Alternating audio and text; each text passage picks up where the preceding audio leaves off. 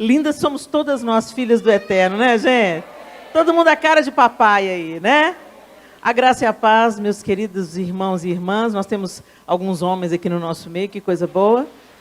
Mas é muito bom estar com vocês aqui, graças a Deus. Finalmente chegou o tempo, o melhor tempo. O tempo que Deus prepara para a gente é o melhor tempo, não é? E esse tema é tão adequado a gente falar sobre ele hoje, porque de repente se falar que Jesus é amor, Jesus te ama, passou a ser uma coisa assim tão banal, tão comum, se ouvir isso, se falar isso. Obrigada, meu amor. Que ficou parecendo, virou até jargão de crente. E muitas pessoas que não conhecem o Senhor usam esse tipo de jargão, como usam misericórdia, sangue de Jesus tem poder. E é muito importante a gente parar para refletir exatamente o que significa isso. O amor tem um nome, e o nome dele é Jesus. Abra sua Bíblia comigo, em 1 João, capítulo 4. 1 João, capítulo 4. E nós vamos ler a partir do verso 7. Eu estou usando a Nova Almeida atualizada. Então a minha versão pode ser um pouquinho diferente da sua, mas é a palavra de Deus e você vai compreender perfeitamente. Se você tiver com dificuldade de concatenar o que eu estou falando, o texto que eu estou falando, porque a sua tradução está diferente, e a sua tradução, para de ler e presta atenção no que eu estou dizendo. Amém? 1 João, capítulo 4, a partir do verso 7, o texto diz assim: Amados, amemo-nos uns aos outros, porque o amor procede de Deus. E todo aquele que ama é nascido de Deus e conhece a Deus. Quem não ama, não conhece a Deus, pois Deus é amor. Nisso se manifestou o amor de Deus em nós, em haver Deus, em ter enviado o seu Filho unigênito ao mundo para vivermos por meio dele. Nisto consiste o amor. Não em que nós tenhamos amado a Deus, mas em que ele nos amou e enviou o seu Filho como propiciação pelos nossos pecados. Amados, se Deus nos amou de tal maneira, nós também devemos amar uns aos outros. Nunca ninguém viu Deus. Se amarmos uns aos outros, Deus permanece em nós e o seu amor é, em nós, aperfeiçoado. Nisso conhecemos que permanecemos nele e que ele permanece em nós, pelo fato de nos ter dado do seu Espírito. E nós temos visto e damos testemunho de que o Pai enviou o seu Filho como Salvador do mundo. Aquele que confessar que Jesus é o Filho de Deus, Deus permanece nele e ele permanece em Deus. E nós conhecemos o amor e cremos neste amor que Deus tem por nós. Deus é amor. E aquele que permanece no amor, permanece em Deus e Deus permanece nele. Nisso o amor é aperfeiçoado em nós, para que no dia do juízo mantenhamos confiança. Pois assim como ele é, também nós somos neste mundo. No amor não existe medo, pelo contrário, o perfeito amor lança fora o medo, porque o medo envolve castigo e quem teme não é aperfeiçoado no amor. Deixa eu só abrir um parênteses aqui. João está se referindo ao medo da condenação. O medo da condenação. No amor não existe medo, por isso que ele fala assim, que a gente continue confiante. Não nas nossas obras, não naquilo que a gente faz, não na nossa justiça própria, mas no dia do juízo, continuemos confiantes nesse grande amor, capaz de fazer expiação pelos nossos pecados, nos reconciliar com Deus e de nos justificar diante de Deus. É isso que a palavra está dizendo. Eu não preciso de ter medo, se eu estou coberta pelo amor de Deus. Ok? Verso 19, nós amamos porque ele nos amou primeiro. Se alguém disser eu amo a Deus, mas odiar o seu irmão, esse é mentiroso. Pois quem não ama o seu irmão a quem vê, não pode amar a Deus a quem não vê. E o mandamento que dele temos é este: quem ama a Deus, que ame também o seu irmão. Gente, o apóstolo João, ele está lançando aqui nessa sua primeira carta os fundamentos da nossa fé. Porque Deus amou o mundo de tal maneira que Ele deu o seu Filho unigênito para que todo aquele que nele crê não pereça, mas tenha a vida eterna. E é tão interessante que ele vai abordando vários outros aspectos aqui. Ele vai dizendo para a gente, olha, e se você foi alcançado por esse amor, você vai se apresentar diante de Deus sem medo, mas confiado na obra que Jesus fez por você. E se você é envolvido por esse amor, você também vai ser aperfeiçoado nele. E se você também é envolvido por esse amor vai refletir nos seus outros amores, nos seus outros relacionamentos de afeição. Vamos entender uma coisa, gente. O amor perfeito, ele vem de Deus. Deus é a fonte primeira de amor. Hoje muitas pessoas chamam de amor outras manifestações aí. Coisas que não são amor, ou é um amor deturpado. Vamos entender isso. Vamos entender isso. Existem tipos de amor diferentes na definição dos gregos. Então, o C.S. Lewis, ele fala sobre isso no seu livro. Se eu não estou enganado, chama Os Quatro Amores, não é isso, João? O livro de C.S. Lewis. Os Quatro Amores, eu recomendo a leitura para vocês. E esses 4 tipos de amores, você vai facilmente identificar. O amor fraternal, que é chamado storge. A amizade, que é chamado filia. O amor romântico, que é chamado eros. E o amor incondicional, o amor de Deus, que é chamado ágape. Ok? Então, você já deve, em algum momento da sua vida, ter ouvido falar desses 4 tipos de amor. O amor eros, o amor romântico, né? O storge, que é o amor em família, o amor consanguíneo. O amor filia, que é o amor de amigos mais chegados que o irmão. Não estou falando aqui de colega de trabalho, companheiro de jornada, estou falando de amizade, um sentimento mais profundo. E também está falando do amor de Deus, ágape. E o amor natural, o nosso amor, esse amor eros, esse amor que a gente sente pelo marido, pelo namorado, pelo noivo. O amor filéu ou filia, que é o amor que a gente sente por amigos de longa data, amigos de verdade, que já manifestaram seu amor na hora da adversidade, na hora da dor. O amor que a gente sente por família, às vezes tem vontade de esganar um ao outro. Mas assim, tipo assim, esse amor é bem definido numa situação. Você bate o seu irmão, você avacalha com ele, mas se vier alguém da rua fazer isso com o seu irmão, você entra na frente e quer socar a cara dele. Esse amor aí, que é o storge, né? E a gente também tem o amor ágape, que é o amor de Deus. O amor natural, esse amor que a gente sente pelo marido, pelos filhos, pelos irmãos, pelos amigos, pela igreja, pelo corpo de Cristo, esse amor é como um jardim. Olha que interessante a comparação que o C.S. Lewis fez. Que esse amor é como um jardim. Pensa no jardim. Você pode imaginar comigo um jardim? Um jardim, ele é cultivado, não é assim? Ele é cuidado, você afasta as pragas, você planta determinados tipos de flores, você planeja um jardim. Não é um bosque, não é uma floresta, é um jardim. Diferente, ok? Entenderam? Um jardim. A caridade é os utensílios desse jardim. Para você cuidar de um jardim, você precisa de utensílios.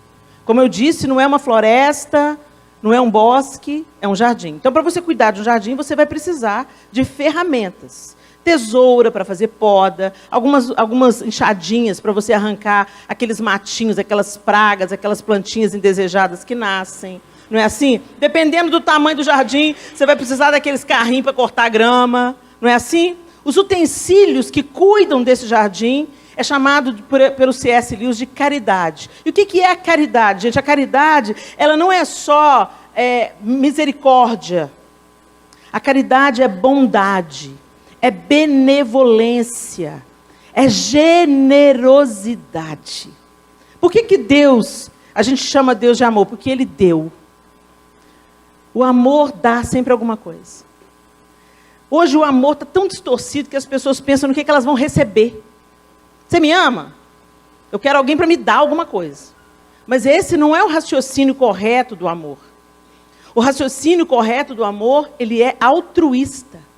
Eu amo, então eu quero ver o outro feliz, eu quero ver o outro bem. Eu me lembro quando eu casei com o João, o pastor Márcio fez o nosso casamento há 32 anos.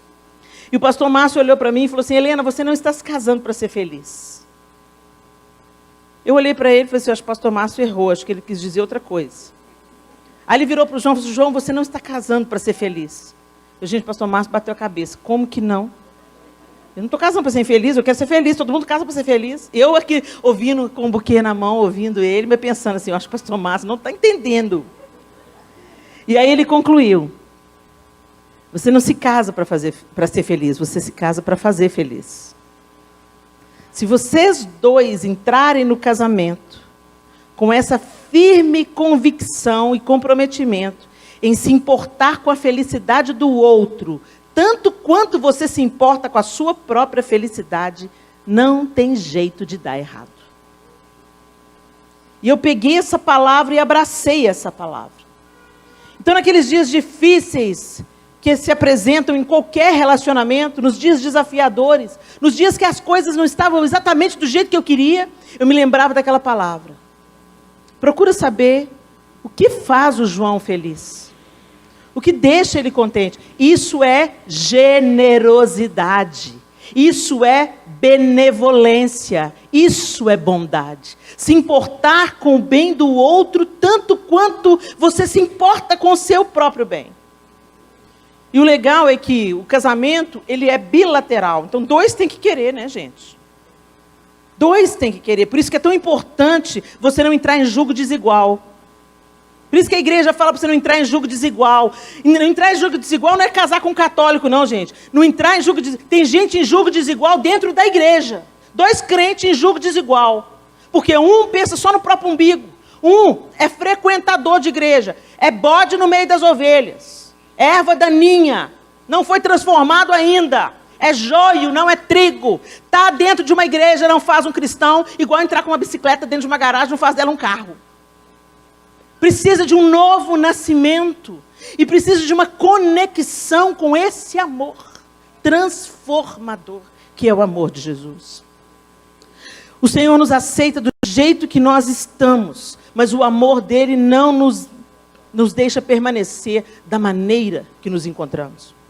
Ele nos transforma dia após dia à sua semelhança. Então não basta você casar com um frequentador de igreja, minha irmã. Você tem que casar com um nascido de novo, um cara que ama a Deus mais do que ama você. Porque se você casar com um homem que ama a Deus mais do que ama você, ele vai te amar como Cristo ama a igreja. Vai ficando difícil, né, gente? Já tem mais mulher do que homem. E ainda agora você tem esse upgrade. Não dá para casar com qualquer tralha. Mas eu vou te dizer, é melhor você ficar sozinho servindo a Jesus alegremente do que fazer um mau casamento.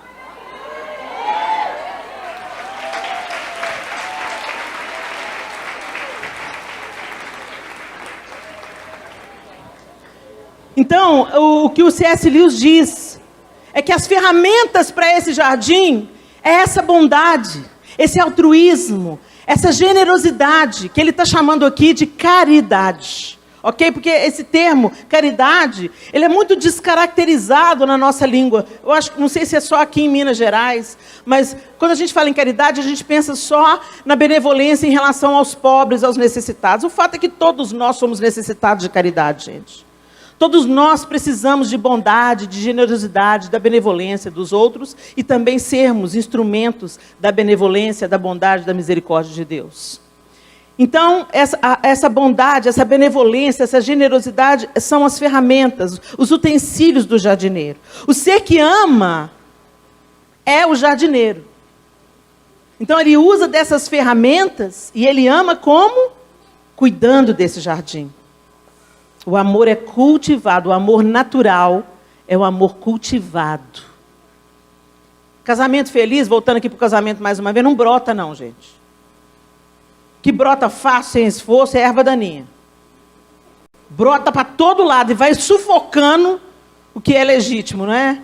Mas um jardim, por isso que essa comparação do C.S. Lewis eu quis trazer para vocês, porque eu acho que é uma ilustração tão feliz, principalmente quando a gente está aqui diante de de tantas flores, a gente sabe que para essas flores nascerem, onde elas nasceram e serem transportadas para cá, elas precisaram ser cultivadas, cuidadas, afastando as pragas, afastando as ervas daninhas, preparando a terra, colocando o adubo certo. Assim são os nossos relacionamentos de casamento, de amizade, o relacionamento com os pais, com os irmãos consanguíneos. Ah, não é porque que a gente nasceu no mesmo... Tem família em pé de guerra, ninguém se fala, ninguém te olha na cara.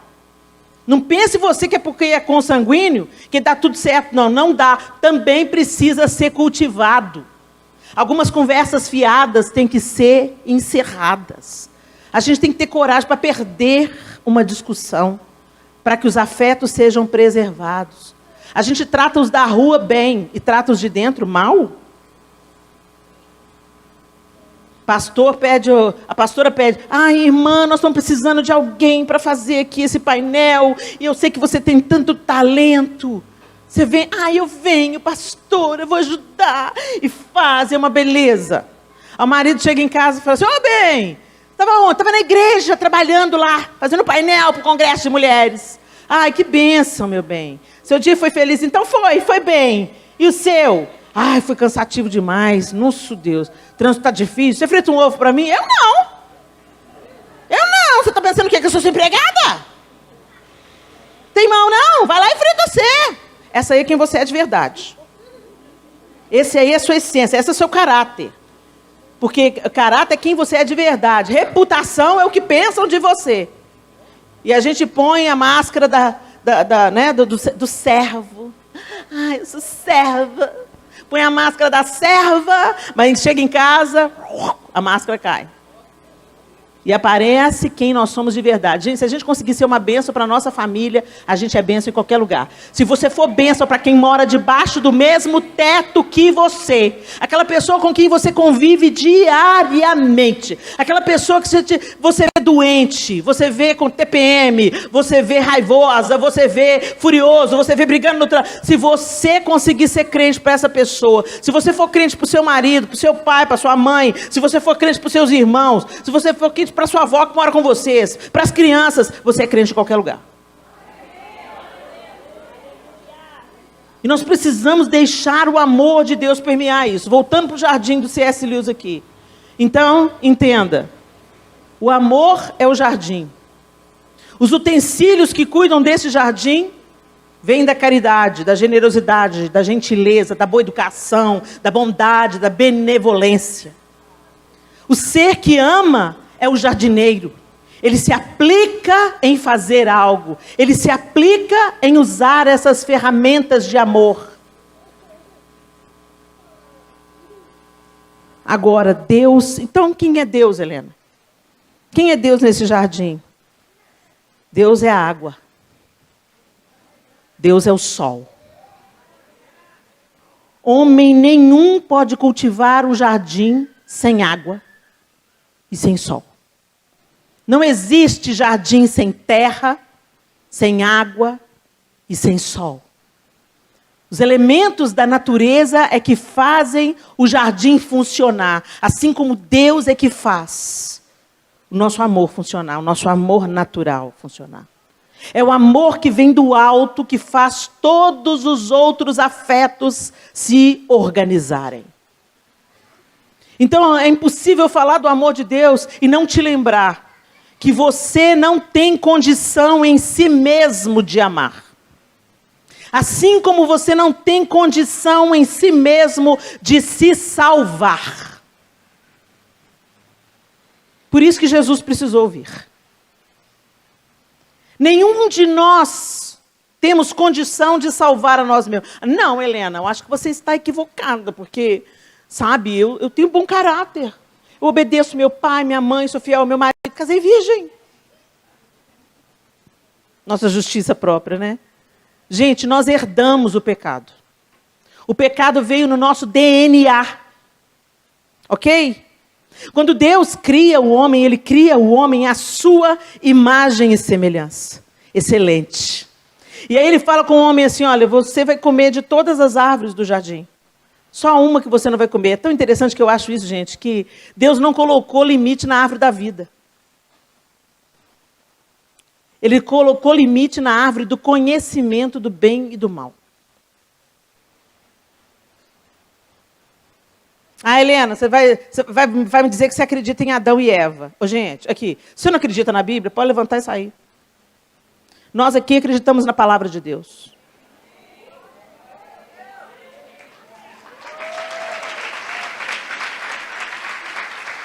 Nós acreditamos na inerrância das Escrituras Sagradas. A Bíblia não é conto da carochinha.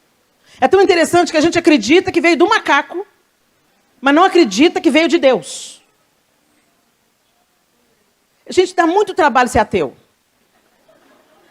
Deve dar muito trabalho se olhar para um pôr do sol e não acreditar em Deus. Deve ter muito trabalho você ver como é que um arroz entra na sua traqueia e imediatamente você tosse involuntariamente para o arroz não entrar no seu pulmão.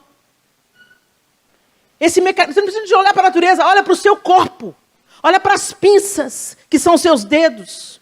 Olha como seus olhos, você pisca para lubrificar os seus olhos, senão eles ressecam.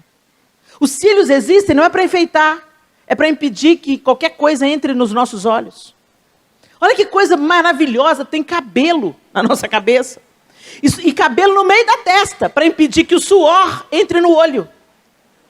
Quando a gente olha para o nosso próprio corpo, a curva do cotovelo, a língua que sente sabor deliciosos e sabores estragados para você não engolir e cuspir.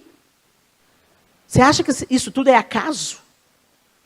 Você acha mesmo que isso foi um acidente de moléculas? Os cientistas mais profundos se dobram, se curvam diante de Deus. Porque sabe que até um ponto a ciência explica, depois não explica mais. Porque Deus é profundo demais, gente. Deus é como um oceano. A humanidade fica na praia, sabe? Entrando ali no mar, até na cintura. Os mais corajosos nadam um pouco mais. Mas tem profundidades no mar que homem nenhum vai chegar. A pressão não permite que o homem chegue lá. O Deus que criou o mar é esse Deus de quem eu estou falando. Não tem como você conhecer a totalidade de Deus. Mas o fato é que eu acredito que quando Ele se manifestar e nós o virmos como Ele é, a Bíblia diz que nós seremos então como Ele é, então o que nós não conhecemos, nós passaremos a conhecer. Tem um tanto de coisa, gente, que a gente só tem uma leve ideia. Mas naquele grande dia vai vir o download completo. E aí conheceremos como somos conhecidos. É o que a palavra de Deus diz. Então eu quero te dizer, houve um início. E o que a Bíblia me diz é que Deus começou com uma família. E Ele colocou limite naquele jardim. O pecado do homem não foi o sexo. O pecado do homem, o pecado original, foi a desobediência. Não foi o sexo, porque foi Deus que inventou o sexo. Ele falou para o homem e para a mulher, sede fecundos, multiplicai-vos. Essa parte a gente obedeceu, né? Está aí 8 bilhões de pessoas. Mas o resto a gente desprezou. E é porque a gente desprezou o que Deus ordenou, é que a vida está um caos. O mundo está ruim. É só você assistir um pouquinho o jornal, está ruim. E aí você pensa assim, não, mas não acredito, gente. A gente está orando, está pedindo para Deus, e as coisas estão acontecendo diferente do que a gente está pedindo. Porque você tem que entender o seguinte, a gente está aqui de passagem. E no tempo que estamos aqui para passar, é para a gente plantar, é para a gente semear, é para a gente discipular, é para a gente fazer discípulos, é para a gente saquear o inferno. E não para a gente andar deitado eternamente em berço esplêndido. Esse mundo é podre mesmo, o homem é mau. E tudo que a gente está vendo nos noticiários aí é só o reflexo da ausência de Deus na vida das pessoas. E o antídoto é Jesus Cristo. O antídoto é o amor de Deus. Mas a gente que é crente, frequenta a igreja, não bebe do antídoto. Por isso a gente se parece mais com o mundo do que com Cristo. Nunca houve uma necessidade tanta de cristianizar cristãos. Porque os crentes estão mais agarrados no ódio do que agarrados no amor. Quando eu vejo os irmãos e irmãs na internet, eles estão mais destilando veneno e ódio do que o amor e perdão e misericórdia com que fomos alcançados e que se renovam sobre nós todas as manhãs. Muito bem. Nós precisamos que esse amor de Deus, que é comparado pelo C.S. Lewis, a natureza, a terra, a água, o sol, que esse amor transforme o ambiente do nosso jardim. O C.S. Lewis também diz que o amor começa a ser demoníaco. Como assim, Helena? O amor pode ser demoníaco? Olha que interessante. Ele diz que o amor pode ser demoníaco quando é corrompido pela presunção de ser o que não é. Idolatria. O que é idolatria? O amor no lugar errado.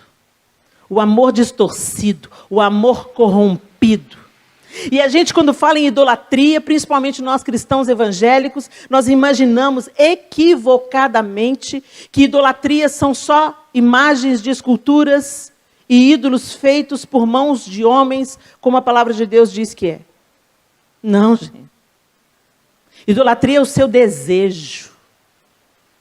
Idolatria é o que toma a primazia de Deus na sua vida. Idolatria é tudo a que você dedica mais amor, mais atenção, mais afeto, mais dinheiro, mais serviço, mais tempo, mais de você. Que não seja a fonte do amor, que é o Senhor.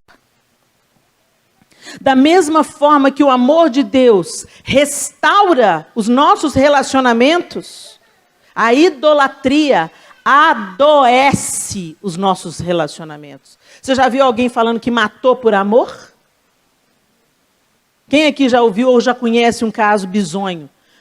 Matei por amor. Isso não é amor, isso é idolatria. O ser amado passou a ser um ídolo. É meu, é minha propriedade. Não vai ser, se não é meu, não é de mais ninguém. Isso é idolatria, isso é adoentamento, isso é demoníaco. Por isso a palavra de Deus confronta a idolatria. E o Senhor não está falando só dos ídolos. Quando Ele tira o povo do Egito, seu povo do Egito, e Ele leva para o Monte Sinai, Ele começa a ensinar um novo jeito de pensar, um novo jeito de viver para aquele povo que passou 400 anos no meio da idolatria. O Egito era uma nação de muitos deuses. E Deus tira o povo do Egito e leva para Canaã? Não. Primeiro, pit stop no Sinai. Vamos ter uma conversa aqui. Deixa eu apresentar para vocês quem eu sou. Quem eu sou, o Deus de Abraão, de Isaac, de Jacó, aqueles que vocês ouviram falar. Há 400 anos vocês escutam as minhas histórias, mas agora eu quero me mostrar a vocês. E lá em Êxodo 20 ele diz, então Deus falou todas essas palavras, eu sou o Senhor seu Deus, que o tirei da terra do Egito, da casa da servidão, onde há idolatria, a servidão, a escravidão, escravo da cachaça, escravo da mentira, escravo do sexo, escravo da prostituição, escravo do seu desejo, da sua cobiça, da sua sexualidade torta, escravo.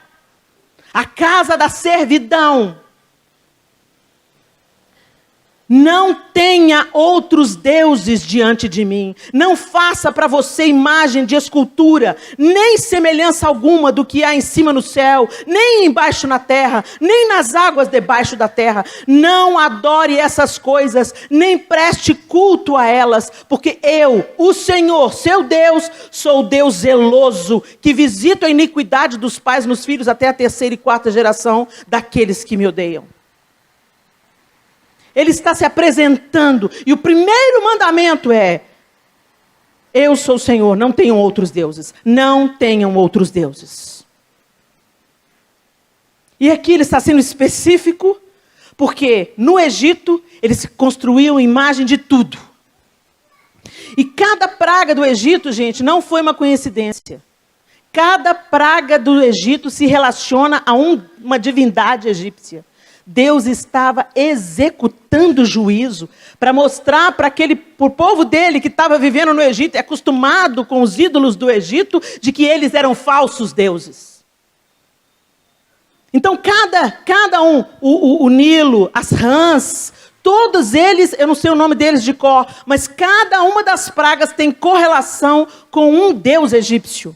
E o último, o próprio faraó era considerado um deus. Então Deus feriu o sucessor, o primogênito. Para deixar claro para aquele povo que só havia um Deus e que o Egito tinha escolhido dar as costas para ele. Como esse mundo é comparado com o Egito. Porque é exatamente isso que a gente vive hoje. Acontece uma tragédia, todo mundo fala assim, a culpa é de Deus. Deus é amor, Deus é misericórdia, Deus é graça. Mas quando chega a colheita da semeadura da impiedade, da pornografia, da prostituição, de dar as costas para Deus, aí as pessoas culpam Deus. Só chegou o tempo da colheita. Porque o Senhor também fala que tudo que o homem semear, ele também vai colher. E Deus está falando isso aqui, gente. Não terão outros deuses diante de mim. Eu sou o Senhor que te tirei da terra do Egito. Vocês não farão outros deuses. Vocês não adorarão outros deuses. O seu Deus pode ser uma rede social. É tão interessante que nós tivemos agora em Israel. E tem um lugar que a gente visita que chama Genesis Land. E eles remontam o estilo de vida de Abraão. E eles colocam uma tenda montada como era a tenda de Abraão, feita com os mesmos materiais. É fascinante. E aí a gente chega lá e tem um ator vestido de Abraão. E ele se encarna o Abraão mesmo. Ele começa a falar, ele é um ator, mas ele começa a falar como se realmente ele fosse Abraão. E é um senhor e tudo. E aí a gente chega lá, vem o Eliezer e fala, vamos chamar o Abraão. Aí todo mundo, Abraão, Abraão, Abraão. E aí vem o Abraão dando tchau para a gente. Aí ele leva a gente para as mesas, senta, explica algumas coisas. E aí ele começa a olhar para as mãos da gente, todo mundo com celular, né, filmando ele, fotografando ele. Ele falou assim, vejo que vocês têm alguns ídolos. É tão interessante. Aí teve uma hora que ele fez uma pergunta, a gente não sabia responder. Eu falei assim, gente, alguém dá um Google. Ele falou assim, ele virou para mim e falou, Google? O que é isso? Coisas do ídolo. Ele estava fazendo uma brincadeira, estava num clima leve. Mas pensa quanto tempo você faz no seu devocional e quanto tempo você gasta para o seu celular. Antes de falar com Deus de manhã, a gente já cata o celular. Eu não estou falando isso para te acusar. Eu estou falando isso para que você acorde. A vida está ruim, você está abrindo a porta para ela ser ruim. Porque se nós não nos conectarmos diretamente à fonte do amor, a idolatria vai nos matar. Ou o amor de Deus vai nos ajustar e nos curar. E a gente precisa de cura todo dia, gente. Porque todos nós aqui somos expostos a um mundo tóxico. O mundo é tóxico e a gente está exposto ao mundo o tempo todo. Mas você lembra da oração sacerdotal de Jesus? Ele já orou por nós. Ele falou assim, Senhor, eu oro por aqueles que ainda irão crer. Estava falando da gente. E eu não te peço que o Senhor os tire do mundo, mas que o Senhor os livre do mal. Como que a gente se livra do mal?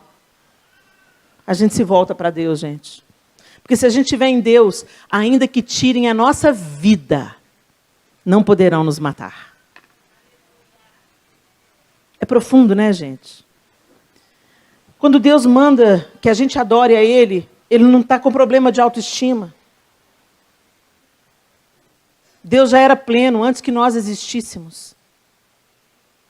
Quando Ele fala que é para a gente amá-lo acima de todas as coisas, é para as idolatrias, os ídolos dessa vida, que todos os dias batem à nossa porta, não nos levarem para a morte. Porque o caminho longe de Deus é caminho de morte. Há caminhos que ao homem parecem ser bons, mas no final são caminhos de morte. E Jesus veio para nos dar vida, e vida em abundância. Ele veio, Ele cumpre toda a lei, Ele paga um preço de sangue, Ele te reconcilia com Deus Pai. Agora, para você voltar a se nutrir na fonte do amor e ser transformado por esse amor, ser curado por esse amor. Gente, curado de quê? De tudo, gente. O próprio estado de queda nos machuca. Sabe quando o salmista diz, eu nasci na iniquidade e em pecado me concebeu minha mãe? O salmista não está falando de sexo, porque quem inventou o sexo foi Deus. O salmista está falando do pecado original, que deformou, que afetou o estado que nós tínhamos na criação. Quando nós fomos criados à imagem e semelhança de Deus. Mas quando nós caímos, quando Adão caiu, essa imagem foi corrompida em nós. Nós perdemos aquele brilho, aquela pureza que existe, que flui de Deus. Então ele nos amou de tal maneira que ele mandou o segundo Adão, chamado Jesus Cristo, para recuperar em nós a nossa humanidade perdida no Éden. A nossa alegria, a nossa generosidade, que flui de Deus em Cristo Jesus, e a imagem de Cristo ser formada em nós pelo poder do Espírito. Vocês estão entendendo, gente? Helena, por que você está falando isso? Porque eu podia estar contando coisas engraçadas para vocês, mas deixa eu te falar, tem um tanto de crente que está morrendo, está indo para o inferno. Porque não entenderam que conhecer a Deus não é mudar de religião, não é mudar de igreja, não é mudar de hábito. É mudar de natureza. A natureza de Cristo vai suprimindo a sua. A natureza de Cristo vai tomando lugar sobre a sua. A natureza de Cristo vai aperfeiçoando a sua natureza. E é isso que Deus quer fazer. Então a gente encontra com um tanto de crente. É crente há 20 anos, é crente há 30 anos. Conhece a Bíblia de cabo a rabo, conhece tudo, sabe de cor e salteado, mas anda pesado. Anda difícil. Anda, vida, céus, azar. Deus não me liga, Deus não me ama, Deus não me quer. Deus, você não está vendo o que está acontecendo? Deus tem filho preferido. Olha lá, Helena, o que Deus está fazendo na vida dela? Eu estou aqui amargando miséria. E aí você começa a reclamar da vida, a reclamar das bênçãos, das dádivas. Você não consegue sequer enxergar. Por quê? Porque você não deixou Jesus entrar de fato, comer com você, e enquanto anda com você, te modificar. Não é um passe de mágica não, sabe, gente? É uma jornada que se caminha junto. Eu não sou mais a Helena que aceitou Jesus aos 14 anos de idade, eu tenho 54 anos. Então tem 40 anos que eu estou caminhando com Jesus. E nesses 40 anos, é um dia de cada vez. É um dia de cada vez, conhecendo o meu mestre e meu Senhor, e me deixando conhecer por Ele. E para conhecer, gente, a gente tem que passar tempo junto. Vocês podem pensar que me conhecem, mas quem me conhece de verdade é o João. Quem me conhece é quem come 1 quilo de sal comigo. Quem me conhece é quem caminha junto comigo. Você tem uma ideia de quem eu sou. Assim como você tem ideia de que conhece o mar, só da praia. Não se conhece Deus só de domingo, gente. Não se conhece Deus só porque você canta no louvor, você toca no louvor. Não se conhece Deus porque você ora e o povo é curado. Como não, Helena? Eu orei e Deus curou. Lembra daquilo que Jesus falou? Naquele grande dia, muitos virão e falam, Senhor, em teu nome profetizamos. Em teu nome curamos enfermos. Em teu nome expelimos demônios. Parabéns. Fica longe de mim, não te conheço. Você pode trabalhar para Deus e não ser conhecido por Ele. O amor de Jesus foi derramado para que a gente tenha vida e vida em abundância. O que é vida em abundância? Vida que derrama. Vida que transborda. E vida que transborda para quem? Para outra vida. Então, se você está caminhando com Jesus, tem amor para ser derramado para o seu marido. Mas ele não é crente, então ele precisa ainda mais desse amor derramado. Tem amor derramado para sua amiga difícil. Mas ela é muito difícil, Helena. Ela é muito debochada, vive no pecado, vou afastar dela. Não. Jesus não afastou de Judas. Quando ele chegou para trair, Jesus falou para ele assim, aqui vens, amigo. Amigo. Jesus não estava sendo irônico. Ele estava dizendo, quem você é não muda quem eu sou. A gente tem que parar de viver essa igreja abrigo nuclear, sabe? Vamos esconder todo mundo aqui dentro e que o mundo queime lá fora. Deus envia o filho dele veste-se de humanidade, habita no nosso meio, mas você quer ficar só na Arca de Noé. Eu não estou falando para você estabelecer alianças com aqueles que não creem. Entenda. Entenda. Sabe aquela galera que vai para o crime e fala assim, não, vou lá, pastor, vou tomar uma cervejinha com fulano, porque eu tenho que socializar. Jesus foi comer na casa de Zaqueu. Para de dar desculpa, tá? Seu pecado. Cada um vai prestar conta. Mas Jesus chamou a gente para a gente se envolver, como ele se envolveu. Fazer discípulo não é entregar de folheto. Fazer discípulo é derramar a vida de Deus na vida da outra pessoa. É andar com uma pessoa até ela querer o Deus que você carrega. Não é participar da bagaceira. É fazer ela olhar para a sua vida e desejar largar a bagaceira. É para isso que nós somos chamados. Para se envolver, para ir na casa da vizinha que está invocando as trevas. Se reveste de Deus e vai lá derramar o amor de Deus sobre ela. É para amar o seu marido sem palavras. Você pensa que você convence alguém? Gente, nós somos convencidos pela obra do Espírito. Eu só creio em Jesus porque um dia o Espírito Santo me acertou. E me convenceu da justiça, do pecado e do juízo. Você fica aí, blá, blá, blá, blá, blá, blá, blá, blá, blá, blá, blá, blá, blá, blá, blá, blá, blá, blá. Se você apresentou o evangelho para a pessoa, agora chora em cima e ora para que o Espírito Santo convença. Você não planta uma semente e planta de novo, e outra em cima, e outra em cima, e outra em cima, e outra em cima. Vai sufocar primeiro, não é assim? Pois é, na vida é assim, você prepara a terra, planta a semente, põe o adubo, vai adubando com amor, afasta as pragas, e vai orando para a natureza, o sol e a água fazer o serviço. Que esse amor que nós recebemos nos cure de fato. A gente fala, o amor de Jesus cura, mas você está toda arrebentada. Eu amo Jesus, Deus sabe. Às vezes você fala, Deus sabe, mas dentro do seu coração você tem aquela amargura, aquela pendenga. Oh Deus, por que o Senhor deixou eu passar por isso, Deus? Oh Deus, por que o Senhor permitiu isso na minha vida, Deus? O Senhor não é amor? O povo não está falando que o Senhor é amor? Eu não estou me sentindo amada. Certamente, gente, o amor de Deus, ele precisa de ser absorvido. Mas não tem como você absorver se você estiver ressentido com Deus.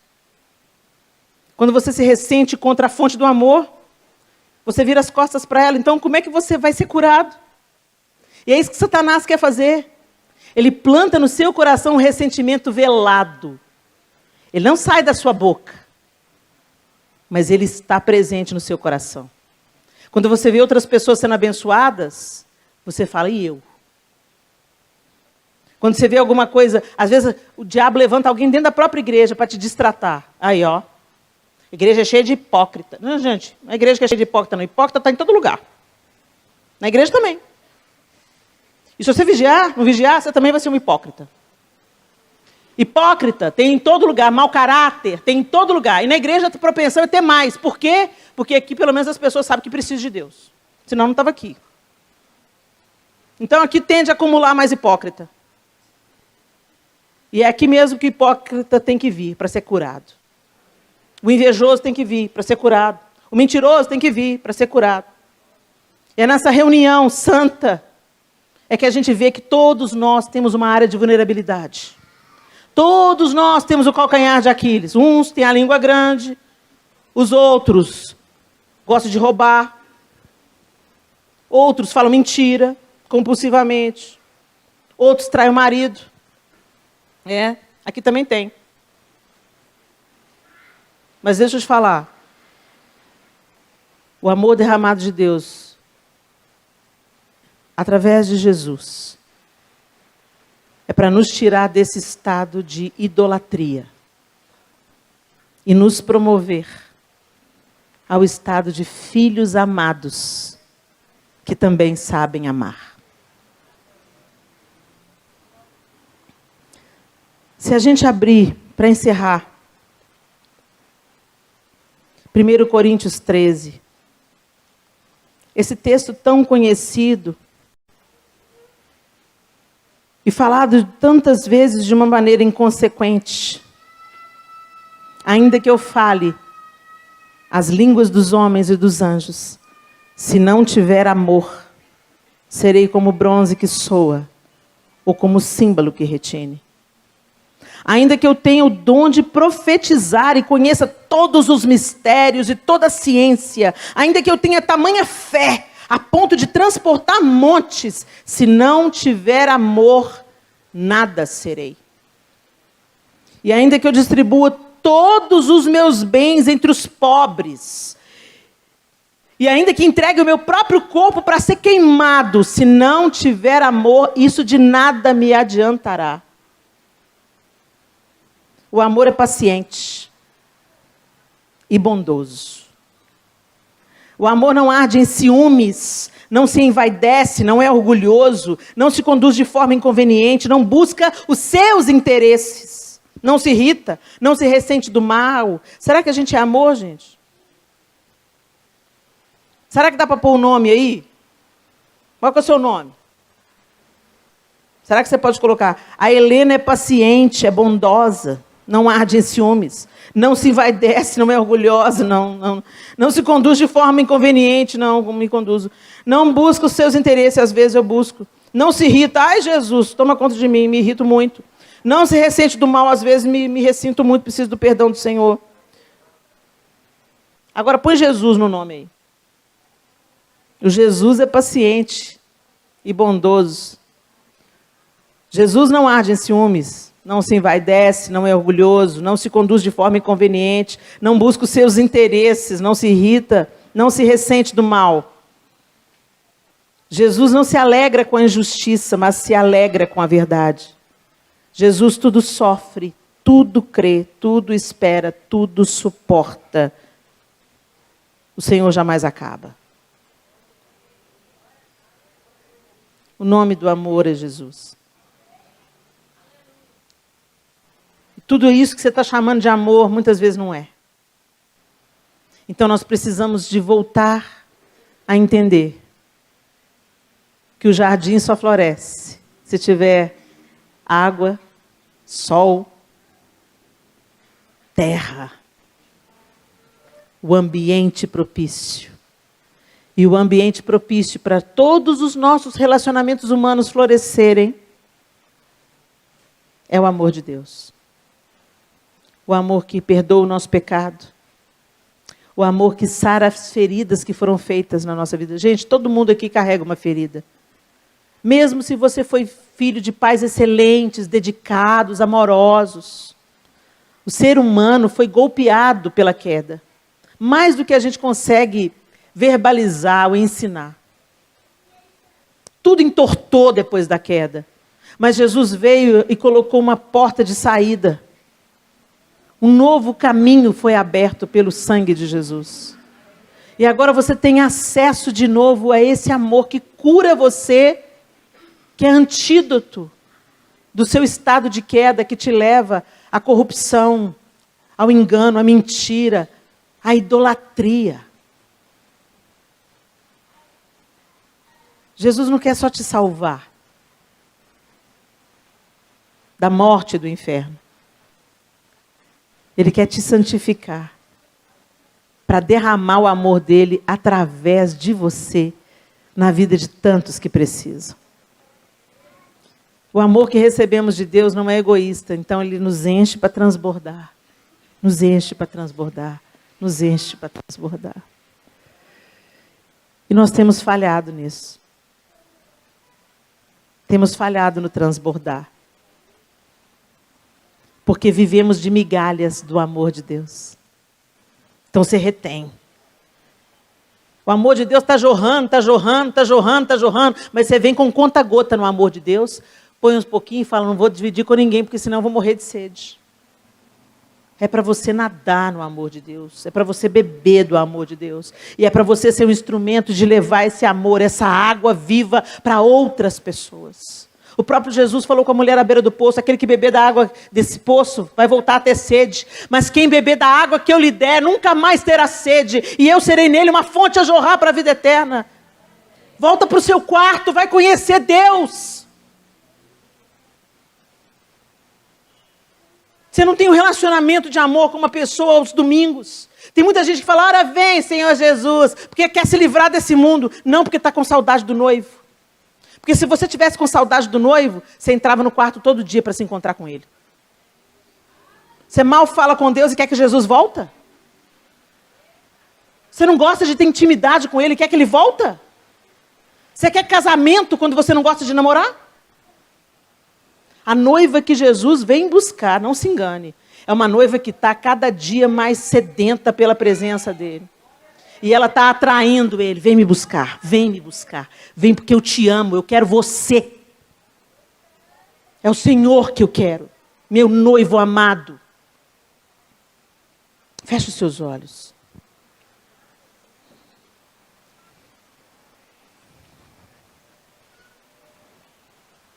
Havendo profecias, desaparecerão. Havendo línguas, cessarão. Havendo ciência, passará. Pois o nosso conhecimento é incompleto e a nossa profecia é incompleta. Mas quando vier o que é completo, então o que é incompleto será aniquilado. Nós precisamos de Deus. Nós precisamos de entender que Jesus não é um adorno. Jesus não é um estepe. Jesus não é um snack, um lanchinho. O Senhor é o banquete. Ele é a comida principal. Ele é um noivo, Ele é o príncipe, Ele é o Senhor. Ele ocupa a primazia daqueles que Ele vem buscar. A primazia do coração daqueles que são de Deus. Então não se engane, minha amada irmã. Porque o trono do nosso coração não fica vazio. O homem, desde a queda, ele tem uma necessidade compulsiva por ídolos. O trono da nossa vida não fica vazia. Se o Senhor não ocupar a primazia do seu coração, da sua atenção, dos seus afetos, se você realmente não caminhar com Ele e construir um relacionamento de pai e filha com Ele, não se engane. Outros ídolos vão se apresentar e te distanciar de Deus vagarosa e prazerosamente. É, porque Satanás sabe como coloca uma mesa. Não se engane. Tome posse da vida abundante que foi conquistada para você. Entra nessa vida. Entra por esse novo e vivo caminho. Entra no teu quarto, fecha a tua porta e vai conversar com Deus. Não é a sua religião, não, sabe? Ó, amantíssimo Deus, eterno Pai. Você está pensando que Deus se impressiona com suas palavras bonitas? Jesus, a única galera que ele é intolerante é a galera hipócrita, que quer parecer ser uma coisa e não é. Vai, chega para Deus, Senhor, olha, hoje eu estou com raiva. Senhor, hoje eu estou decepcionada e eu preciso que o seu amor venha me curar, porque eu sei que isso é uma estratégia do diabo para me afastar do Senhor. Eu estou ressentida aqui, Senhor, porque a minha oração ainda não foi respondida.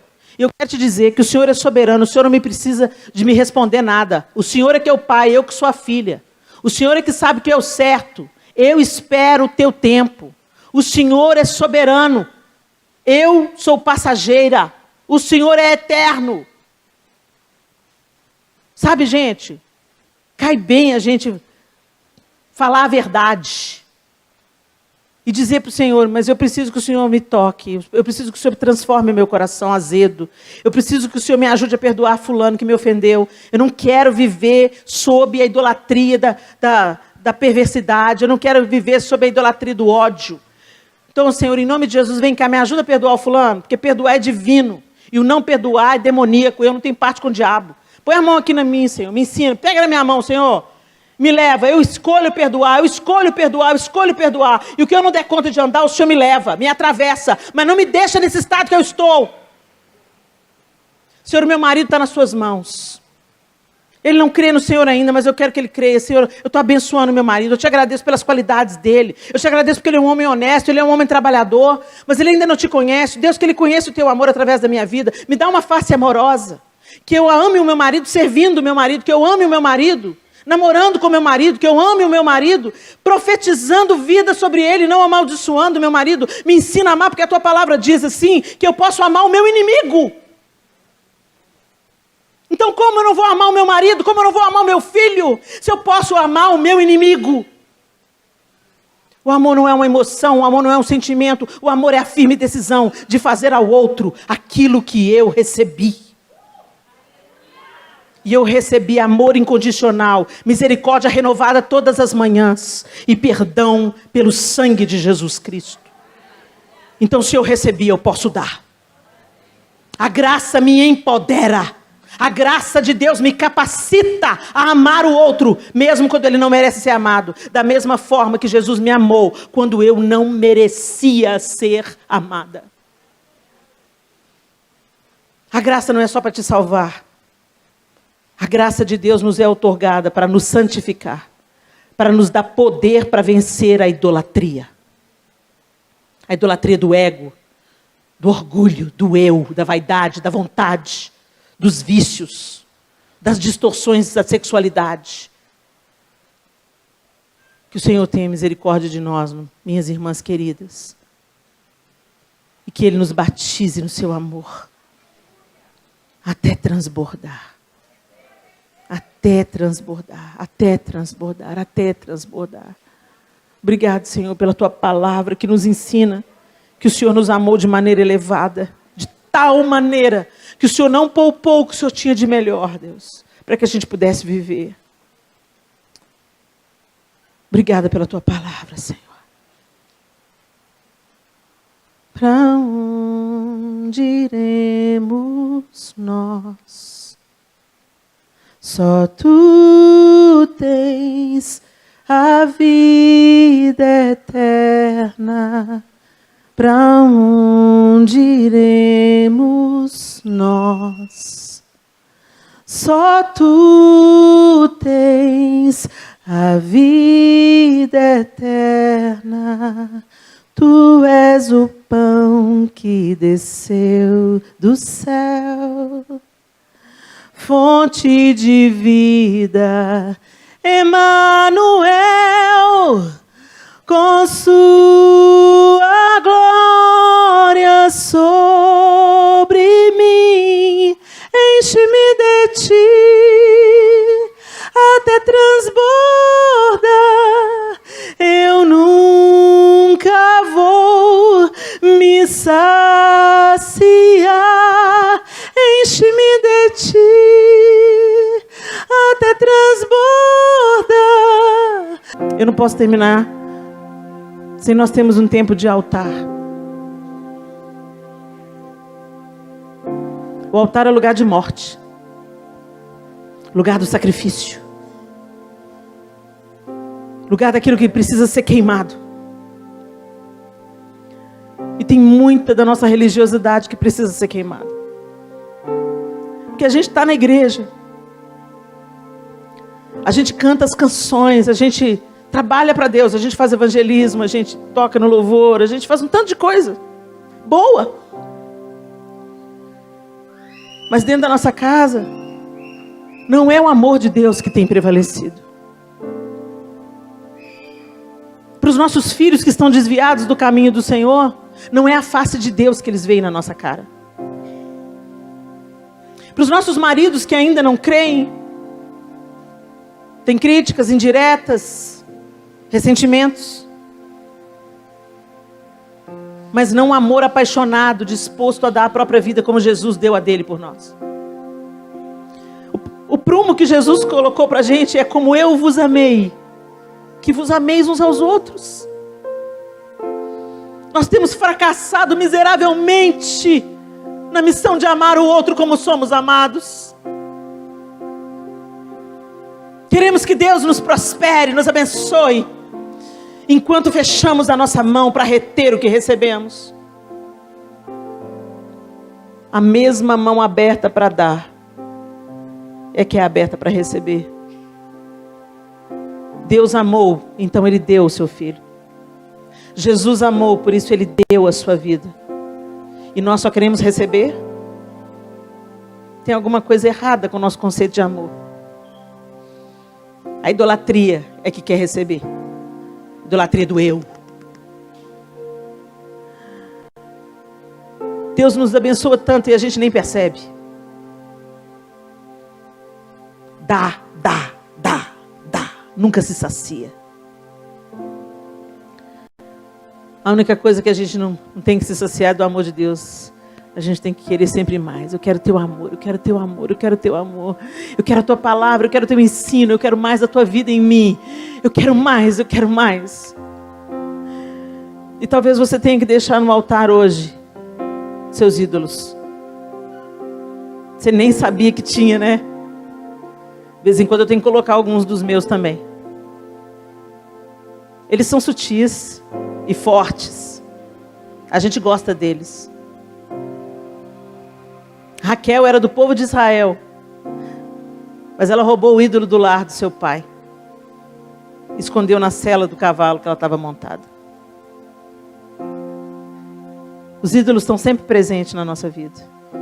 E todos os dias a gente tem que dizer para eles: não. O trono do meu coração é de Jesus. Eu não sei o que você está vivendo na sua vida. Talvez hoje você percebeu que um desejo seu, uma vontade sua, uma raiva. A raiva também é ídolo. Às vezes a gente se apega ao ódio. De um jeito que ele se torna mais forte do que a misericórdia de Deus na nossa vida. Eu não sei o que você tem que deixar no altar hoje, mas eu quero te dar essa oportunidade. Porque o dia que a gente tem é hoje. E a hora que a gente tem é agora. Daqui 2 minutos uma veia pode romper na minha cabeça. E eu não ter tempo de me arrepender de coisa nenhuma. Eu não ter tempo nem de erguer a voz em oração. A vida é um sopro. Se o Senhor te dá uma oportunidade hoje, aproveita essa oportunidade hoje. E nós vamos cantar novamente essa canção. Enquanto eu cantar, eu queria que você viesse falar com Deus. Não é se mostrar para mim nem para a igreja. Todos nós aqui precisamos de colocar no altar alguns sacos de lixo e alguns ídolos que a gente nem sabia que tinha. Quando você vier, a gente coloca juntos os nossos sacos de lixo aos pés do Senhor. Então venha. Senhor, nós estamos no teu altar. Tu és a fonte do amor. O amor incondicional, verdadeiro, pleno, altruísta. O Senhor nos amou a tal ponto de dar a sua própria vida, Jesus. E não apenas para nos resgatar da morte, mas também para nos fazermos viver de uma maneira mais elevada. E nos transformarmos, Senhor, em propagadores do teu amor. Nós queremos deixar nesse púlpito, nesse altar, nesse lugar simbólico, os nossos ídolos.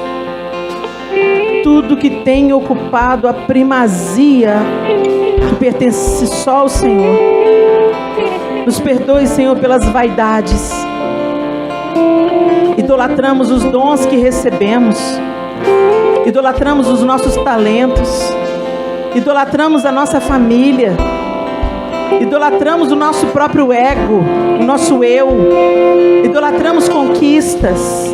Idolatramos coisas, objetos, lugares. Idolatramos status. Idolatramos dinheiro. Cobiçamos, enganamos. idolatramos o ódio, o ressentimento, idolatramos a dor que sofremos, idolatramos, Senhor, os danos que nos alcançaram durante a vida, durante a infância. Nós queremos te pedir perdão, Senhor, porque tudo que ocupa o lugar que o seu amor deveria ocupar na nossa vida, tudo que ocupa o teu lugar no nosso coração é idolatria. Nós te pedimos perdão por tantos ídolos que cultivamos, tantos ídolos que consentimos. Oh Senhor, o Senhor é o sol, o Senhor é a água, o Senhor é o solo. Como poderíamos ser cultivados se não no Senhor, se não através do teu amor? Nos perdoa por cavarmos cisternas rotas, por buscarmos vida onde ela não está, por priorizarmos coisas e pessoas ao invés de priorizarmos o Senhor. Nós deixamos no teu altar, Senhor, os nossos sacos de lixo emocionais, nosso cansaço, nossas decepções, nossa falta de perdão, nosso ressentimento, nossa ira. Deixamos, Senhor, aos teus pés, porque nós não conseguimos lidar com isso. Nós não podemos nos libertar disso sozinhas, Senhor. Por isso nós te pedimos, ó Deus eterno, sara-nos no teu amor, cura-nos no teu amor, batiza-nos no teu amor, Jesus. Transforma a nossa maneira de pensar, que a nossa maneira nova de pensar gere novas atitudes, novas escolhas, Senhor. Sem ti nós nada podemos fazer. Por isso nos submetemos, nos curvamos, confessamos nossos erros, pecados reincidentes. E nos ajude, Espírito Santo, a abandonarmos nossos ídolos. Que o teu amor organize os nossos outros afetos, Senhor. Que o seu amor ágape organize o amor eros, o amor filéu, o amor estorge. Que os outros amores se submetam ao maior de todos os amores, ao verdadeiro, ao incorruptível, ao primeiro, o amor do Senhor. Nós oramos, suplicamos pelo teu perdão. Que o Senhor nos lave no sangue de Jesus, de toda idolatria, de todo pecado, Senhor, de toda altivez que se levanta contra o senhorio de Cristo na nossa vida, na nossa mente, na nossa boca, nas nossas atitudes.